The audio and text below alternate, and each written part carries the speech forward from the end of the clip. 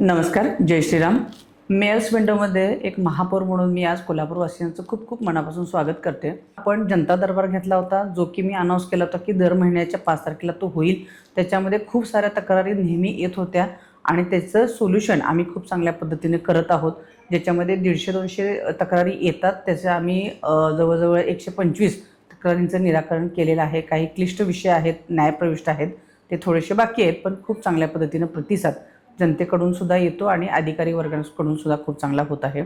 आदरणीय आयुक्त साहेब यांचंही सहकार्य, तसेच सर्व अधिकारी लोकांचं सहकार्य याच्यातून केशवराव भोसले हा जो आपला एक प्रश्न बाकी प्रलंबित होता, ज्याच्यामध्ये खूप चांगल्या पद्धतीनं कामाची गती, आता आम्ही गेल्या महिन्याच्या 2-3 बैठका घेऊन त्याच्यामध्ये गती आणण्याचा प्रयत्न केलेला आहे आणि येणाऱ्या 9 ऑगस्टला ते ओपन करण्याचाही माझा मानस आहे. आणि त्या दृष्टिकोनातून आदरणीय खासदार छत्रपती शाहू महाराजजी यांच्या अध्यक्षतेखाली आम्ही मीटिंग्स घेऊन तो मार्गी लावण्याचा प्रयत्न करत आहोत.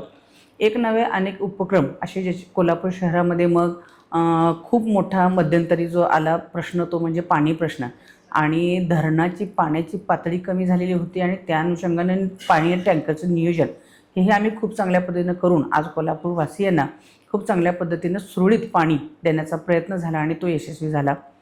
त्याच पद्धतीने उत्तराखंड या ठिकाणी महापौर अधिवेशन झालं आणि आनंदाची गोष्ट अशी की 270 महापौरांचं ते अधिवेशन होतं, ज्याच्यामध्ये खूप चांगल्या पद्धतीनं मला माझ्या कोल्हापूर शहरातील समस्या, त्याच्यावरती उपाययोजना आणि त्याच्यासाठी लागणारा फंड या सगळ्यासाठीचं मला तिथे मांडता आलं आणि माझी म्हणून मेन कमिटीमध्ये माझी निवडसुद्धा झाली आणि तिथे मला कोल्हापूर शहरासाठी चांगला फंड आणण्याची संधीसुद्धा मिळाली.